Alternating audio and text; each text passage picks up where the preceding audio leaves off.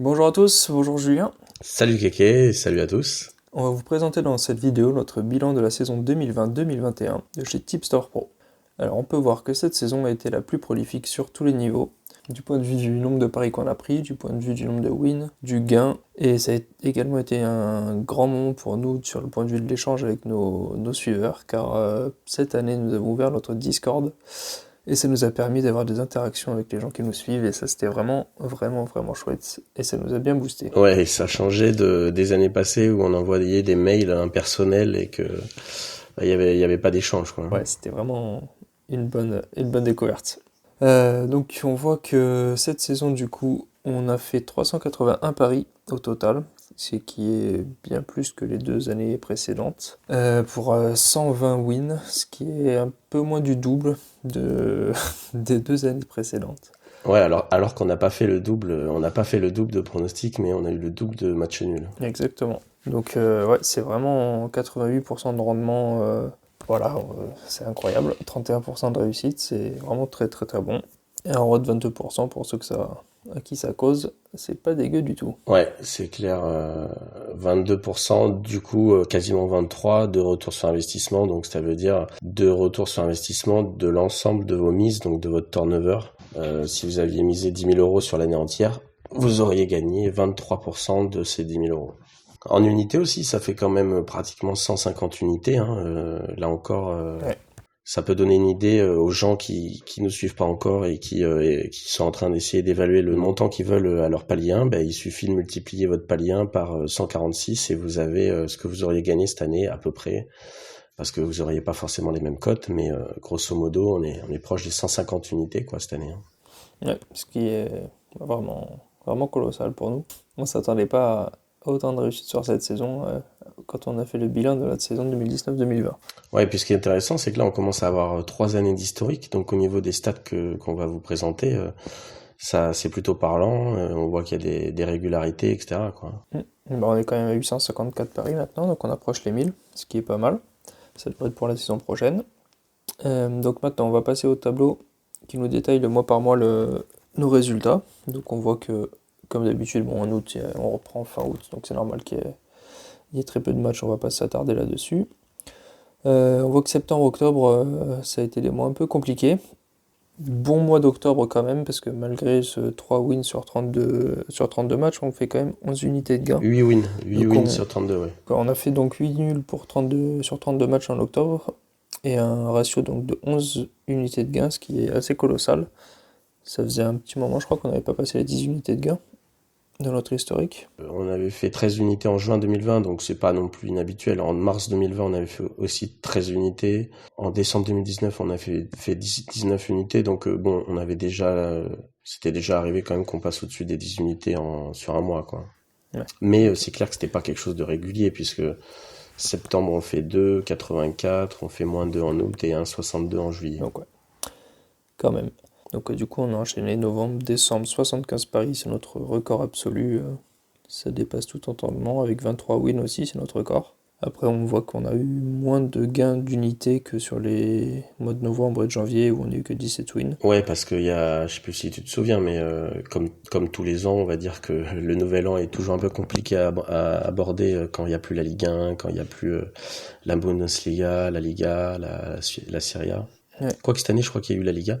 il y a eu la Liga cette année. Ouais. Du coup, on a eu un mini bad run. Je crois qu'on a eu 8-9 paris sans match nul entre décembre et janvier pendant les fêtes. Ouais. C'est pour Du ça coup, c'est ça qui fait que. Ouais. que ça diminue décembre, ouais. Et ouais, donc après janvier, enfin ouais, 17, 13, 13, 15, ça fait plaisir à voir. Ouais, parce qu'en fait, à droite, dans la colonne rendement, on peut voir que, eh ben, on a enchaîné 6 mois avec au minimum 10% de rendement. Tous les mois, vous faisiez 10% sur votre capital initial, 6 mois d'affilée. Et je pense qu'on l'aurait fait au mois de mai si les saisons des championnats ne se terminaient pas, puisqu'on était déjà à 8 quasiment, 7,5. Ouais, alors que ça s'est arrêté assez tôt quand même. Ça nous fait passer la bankroll, donc c'est la bankroll initiale depuis qu'on a commencé l'aventure Tipster Pro. Donc avec une bankroll initiale de 2000 euros, maintenant on en est à 5871. Donc on a presque triplé la mise initiale, quoi, en 3 ans. On a tout fait pour approcher les 100% et doubler la bankroll sur une saison. Voilà, ça reste excellent quand même, 88%. Ah bah ça oui. Il faut le dire, je pense que le Discord, ça a changé quelque chose dans notre manière de... Ça a pas changé notre sélection des matchs, mais il y a peut-être une plus grande implication de notre part parce que d'un coup, c'est quand même un changement radical. On a tous les abonnés au même endroit, on a tous des interactions. En tout cas, 303 paris, là, depuis qu'on a créé le Discord, c'est quand même significatif parce que à la mi-novembre 2020, on était à 550 paris. Donc 300 paris depuis qu'on a le Discord, donc c'est pratiquement la moitié. Pour 101 wins, ça fait 33% de réussite, donc c'est excellent. Ouais. C'est-à-dire que 33%, c'est au-dessus de notre première saison. 2018-2019, on avait fait 205 paris avec 33% de réussite. Ouais. En flat, on serait positif, quoi. C'est plus d'une saison carrément habituellement. Pourtant, j'ai pas du tout eu personnellement l'impression de changer quoi que ce soit dans notre manière de sélectionner. Bah, moi c'est pareil, hein, je peux pas trop l'expliquer, c'est vrai J'ai pas l'impression d'avoir changé quoi que ce soit dans la sélection, nos critères restent les mêmes, mais comme tu dis, je trouve il y a peut-être eu plus d'implication, ou on a peut-être mieux senti les choses, ou été plus vigilant, fait les impasses au meilleur moment, je sais pas. Il y a eu un effet Discord, en tout Il y a cas, eu un c'est effet sûr. Discord, voilà, c'est pas sur quelques On fait mois. 17 wins en novembre, c'est énorme. C'est jamais arrivé. Le record, le record, c'était 12 wins, c'était décembre 2018. Donc c'était 2 ans plus tôt, on avait fait 12 wins, et là, en fait, on a passé la saison au-dessus des 12 wins, quoi. Voilà, c'est ça. Sur les 2 premières saisons, on a fait une seule fois 12 wins, et là, sur celle-ci, on fait 4 fois où on fait pas 12 wins, mais toutes les autres, on fait 12 wins, quoi. Oui, en plus, sur les 4 fois, il y a le mois d'août où il y a que 4 paris, et il y a le mois de Mm. mai où on s'arrête quand même. Le dernier pari, il tombe le 16 mai, donc on s'arrête à la mi-mois, quoi. C'est ça. On fait 6 mois d'affilée où on bat le record. Donc, il y a un effet Discord, ça c'est sûr, on peut pas le nier. Après, on peut pas l'expliquer non plus, quoi. Inconsciemment, ouais, on s'est attardé sur chaque match, ce qu'on faisait peut-être pas autant avant. On allait plutôt sur ce qu'on connaissait le mieux, et là, on s'est vraiment attardé sur chaque match des 7 grands Ouais. championnats. Donc oui, non, c'est quand même sacrément significatif. Ouais. On voit que sur 2020, c'est l'année où on a le plus parié, bien sûr, avec, comme on l'a dit, sur la fin de l'année, à partir de novembre, 50 paris et décembre, 75 paris, ça fait 120 paris en 2 mois, ce qui est la moitié de l'année 2019, quoi. 86 nuls. On voit que 2021 est très bien parti, avec quasiment 200 paris pour 68 nuls. On espère qu'on va réussir à bien terminer cette année pour essayer de battre le record de win, et pourquoi pas se rapprocher de notre record de réussite de 2018. Hein. Ouais, bon, après, il était basé sur 98 paris. Il n'y a que 98 paris, ouais, c'est sûr. On avait fait un début en fanfare aussi. Hein. Ça va être compliqué. Donc ensuite, on va pouvoir détailler nos paris par compétition. Bon, on va commencer par le global depuis le début. On voit que notre compétition fétiche et favorite, c'est donc la Ligue 1, celle sur laquelle on prend le plus, devant la Liga, la Première Ligue, Serie A. Donc c'est le Big Four sur lesquels on parie.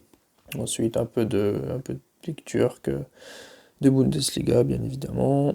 La Liga portugaise, on en a fait un peu, mais on a tendance à stopper parce qu'on n'est pas en réussite. Bon, après, C1, C3 de temps en temps, et puis les matchs internationaux quand il y en a, et que ça nous intéresse. Donc cette saison, on voit que le quatuor de tête reste inchangé. Ligue 1, Liga, Première Ligue et Serie A. 75 paris sur 381 en Ligue 1. La différence est moins flagrante que sur les autres saisons. On a un peu moins pris de Ligue 1 cette saison par rapport aux autres. Ensuite, on a pas mal parié sur la Ligue turque. Hein. On voit qu'on a quand même fait 45 paris cette saison, ce qui est beaucoup plus que les saisons précédentes, et ça nous a plutôt bien réussi avec 17 nuls et donc 37% de réussite. C'est le championnat qui nous a bien sauvé cette saison. Ouais, 37%, c'est énorme, mais quand tu vois les scores de la Serie A, 35 en Serie A et 39% en Bundesliga pour quand même 33 paris, c'est quand même Ouais. de sacrés chiffres. Mais c'est clair que Bundesliga, cette année, c'est 33, l'an dernier, c'était 7 paris. Super League, c'est 45 cette année, l'an dernier, c'est 11 paris. Ouais. On s'est senti un peu plus à l'aise sur ces championnats. Par contre, Liga portugaise, là, cette année, on fait 16 paris pour 4 nuls, donc 25%. Bon, ben ça, c'est comme tous les ans. Tous les ans, on se dit, faut arrêter la Liga Ouais, portugaise. faut arrêter. Pour l'an dernier, on avait fait 0, c'est déjà mieux quand même. Et la première année, sur 12 paris, on avait fait 16%. La National League aussi, ouais, bon, on a 26% de réussite sur la National League. 50% sur les qualifs de la Coupe du Monde 2022. 1 sur 2, écoute. Voilà. Ça fait le job. Et ouais, après C1 cette année, du coup, ouais. C1, C3, on n'a pas été en grande réussite. Ah ben quand même, Ah, regarde. si, ouais, c'est qu'on en a moins pris. Ah, si, maintenant, je dis n'importe quoi. Ouais, mais moi J'avais aussi, l'impression, tu vois, qu'on n'avait pas je, bien réussi. je m'attendais pas, moi, à ce qu'on soit à 42% sur la C3 et 30% sur la C1. Donc, ouais, cette année, on voit que le score qui revient le plus, c'est le 1 partout. Le score le plus fréquent dans le football, avec 46% de nos matchs nuls se sont terminés sur ce score. 46% sur 255 paris qui font un partout. Bon, ensuite, le bon vieux 0-0, hein, qui nous prend 28%. On a eu, après les 2-2, les 3-3, on a eu 2 fois seulement un 4-4. Et, ah non, il y a eu que 2-3-3 cette année. 2-3-3 et un 4-4. Bon, de toute façon, tant que ça passe. C'est ça. On est passé à 2 doigts du 5-5 en Turquie. Je me souviens, lors de la dernière journée, il y a eu un 5-4. Oui, c'est vrai. Là, ça aurait été extraordinaire. Ça aurait rappelé le Lyon-Marseille de 2009. Exactement. Ensuite, dans la répartition, on voit qu'on parie quasiment 70% de nos matchs sur notre top 4. Donc, comme on disait, Première Ligue, Ligue 1, Liga et Serie A. Et pour pousser un peu plus loin la stat des scores, on peut voir qu'on a, sur le niveau des écarts de score dans les matchs qu'on prend, 65% du temps, il y a un but ou moins d'écart. Donc, un but ou match nul. Donc c'est quand il n'y a qu'un but, ben ça passe pas loin. Quand il y a match nul, c'est dans le 1000. Et donc 34%, 295 paris où il y a eu plus d'un but d'écart à la fin du match. Voilà, donc des 3-1, des 2-0, que dans la majorité du temps, on vibre jusqu'à la fin, puisque 65% de nos matchs se terminent par un but ou moins d'écart. Ça prouve quand même qu'on sélectionne plutôt bien les paris. Exactement. Ça se voit d'ailleurs, on le voit dans le graphique qui vient juste après. Et donc là, on voit bien que le score le plus fréquent de nos paris, c'est le 1 partout, avec 119 matchs qui sont soldés par un partout, le 2-1 ensuite, puis le 1-0. Donc ça a failli faire un partout. Et ensuite le 2-0 quand même, donc 2 buts d'écart. Et le bon vieux 0-0 arrive juste après. Soit avec 73 matchs nuls sur 854 qui ont fini par un 0-0. Donc dans notre top 5 des scores les plus fréquents de nos paris, il y a quand même 4 scores avec un but ou moins d'écart. Ouais. Et 2 scores nuls, quand même. Ouais. On n'arrive pas à faire en sorte que le 0-0 rentre dans le top 4, mais voilà, c'est comme ça. C'est pas loin. Le but dans le football, c'est quand même de marquer, donc... On leur en veut pas. Enfin, des fois un peu, mais... Bon, après, j'ai une stat, comme d'hab, hein, c'est évidemment la stat, donc il y a 2 stats, la stat du but de dernière minute, donc le retournement de situation après la 85e minute. Donc c'est-à-dire à partir du moment où il y a un but après la 85e minute qui vient changer l'issue du match. On part pas du principe si une équipe mène 2-0 et qu'elle plante un 3e, ça change pas l'issue du match, donc on le compte pas dans notre stat. Mais à partir du moment où il y a un but qui vient changer l'issue, donc par exemple il y a un match nul et le but fait qu'une des équipes s'impose, ou alors une des équipes est en train de s'imposer et il y a une équipe qui vient égaliser, là on le prend en compte dans ces stats. Cette année, tu penses que sur nos 380 paris, ça a été combien? Cette année, est-ce qu'on a fait plus que l'an dernier? Je me demande, tu vois. Je suis pas certain. Ouais, je dirais du coup... Je me rappelle que la première fois que tu m'avais posé la question, je t'avais répondu un truc ahurissant, du genre 40%. Et non, je te dirais, allez, on va tenter le 16,5. Avec 14,96%. Ah. Donc ce qui est incroyable, c'est que à moins de 0,5%, c'est calqué sur la saison 2019-2020 et pourtant on a pris plus de 100 paris de plus que la saison dernière. Ouais. Donc c'est pour ça que je disais, on commence à avoir des résultats probants parce que là on voit qu'il y a un mimétisme sur les résultats passés assez impressionnant. 14,55% l'an dernier et 14,96%. Ouais, c'est vrai. Et alors, combien de fois c'est bon pour nous, combien de fois c'est pas bon? Voilà, alors ça c'est la question du deuxième tableau. Combien de temps ça tombe en notre faveur ou en notre défaveur? Alors l'an dernier, c'était 43% en notre faveur donc en majorité à notre défaveur. Et la première année, c'était 52% du temps en notre faveur. Instinctivement, on a toujours dit que ça devait s'équilibrer sur le long terme. Ouais, c'est vrai, ça paraît logique. Alors, cette année, sur les 57 paris qui ont basculé à la fin du match, combien tu penses, en pourcentage, où ça a tourné en notre faveur? En notre faveur cette année, après on a eu toutes les émotions cette année, hein, mais on a quand même eu pas mal de nuls. Donc je te dirais 5, ouais, pas loin des 60%. Ouais, 55. Eh ben ouais, c'est ça, 57,89. Pas mal. Eh ben c'est la meilleure saison Ouais, c'est la meilleure saison là-dessus. où ça tourne en notre faveur. Voilà, on n'y est pour rien là-dessus, mais c'est On plaisant. voit bien qu'il n'y a pas vraiment de chance en fait, puisque ça tend vers 50. Bah oui. Et donc cette année, 33 matchs sur les 57 qui se sont Qui sont décidés en notre faveur. décidés, c'est ça, ouais. Et donc sur les 3 saisons, ça fait un total de 52% du temps en notre faveur. C'est mieux comme ça, hein. On espère que cette année, ça va pas être 48 pour équilibrer le tout. Espérons. Donc c'est quand même une stat super intéressante de Ah, voir que... c'est des stats d'émotion, j'appelle ça. Exactement. C'est quand même une part de nos matchs nuls assez importante parce que combien on a eu de matchs nuls au total en 3 saisons? 255. Ça nous fait un tiers, soit 27% sur Ouais. 255. Ah ouais. Donc ça fait 27% de nos matchs nuls depuis 3 saisons s'obtiennent dans les dernières secondes. J'aurais pas pensé. J'aurais pas pensé ça non plus, tu vois.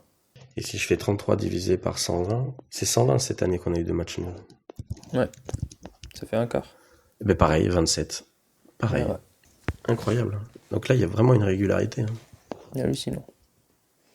Bon, ben je pense qu'on a fait le tour pour cette saison. C'était une très très belle saison. On est très très heureux d'avoir ouvert ce Discord cette saison. Ça nous a vraiment, comme on vous a dit, changé notre vision de cette communauté. Ah, voilà, on est content de vous faire vivre ces émotions aussi. On voit que vous suivez et que vous êtes impliqués aussi là-dedans et ça nous fait chaud au cœur. Cette interaction qu'on peut avoir maintenant avec vous, même si je m'en excuse, je suis pas très présent personnellement sur le Discord, mais je vais essayer de remédier à ça. On est très très très très heureux de pouvoir partager avec vous ces émotions. Ouais, merci. C'est clair que ça crée des liens et puis on met des noms un petit peu sur les abonnés. Il y en a pas mal, hein. Ouais, il y a vraiment beaucoup de monde. On est 150 dans le Discord et on est 150 à avoir le même objectif, c'est-à-dire voir les paris comme un investissement et dégager le plus haut rendement possible à la fin de la saison, hein. Nous, on raisonne vraiment pas au mois. Notre but, c'est clairement de défoncer le livret A, hein. Vous avez, je sais pas, 5 000 € sur un livret A, vous en prenez 1000 et votre but c'est de faire 800 € à la fin de la saison de profit et vous les comparez avec les 0,5% sur vos 4 000 € restants que le livret A vous aura gentiment donné à la fin de l'année. Voilà, notre but c'est vraiment ça, c'est une vision long terme. Exactement. Nous, on n'incite pas à miser gros, on n'incite pas à parier gros. Vous prenez la bankroll dont vous disposez. C'est personnel à chacun, ce que vous êtes prêt à perdre, hein, parce que c'est une bankroll. Exactement. Et puis ensuite, avec notre méthode de calcul qu'on a expliqué très simplement dans une vidéo sur YouTube, vous suivez ça avec vos montants et vos mises. C'est très simple à faire. De toute façon, pour ceux qui me demandent, dans chaque pronostic est envoyé avec une mise en fonction d'une bankroll de référence, donc vous êtes pas perdu. Je sais qu'il y a plein de parieurs qui adaptent même pas les mises à leur cote et qui font proportionnellement aux mises qu'on envoie, donc ils se cassent pas la tête comme ça. Et je pense que sur la saison, le résultat est lissé, hein. Oui, ça doit se valoir. Donc voilà, donc si vous voulez nous rejoindre pour faire partie de l'aventure de la saison 2021-2022, vous retrouverez tous les liens de toute façon dans la description.